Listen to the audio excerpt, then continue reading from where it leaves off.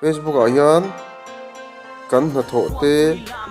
kan address te kan details hi adik taka ziat hi atangkai tul don ni na la tam tak chuan Korea omde ite Hong Kong omde ite an mani khutwala hmu no tu om si kanom ta tin United Manager ni nul angchi de kanom ta tuna hina poimo sia dik taka biodata enkin dik taka ti poimo sia chu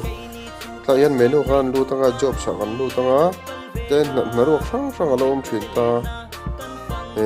chuan ta yan han lut leila kan du khan an lut leila tinan mai ei zo na mi anita heng te point an lut le taila hei han apply don hian tiana ron kalta kan details kha automatic in ain fill up hal mai ta chuwang chuan a san pa CV resume zia ngai lo khan tian nghe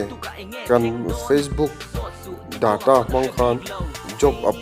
application kha or something the lu jong jong me the ta chu wang chuan kan work experience ang chi re ko kha dik ta ka je kha alo poi mo don mani ti kha tharin kan set lana tan zani hian kan share zoi ni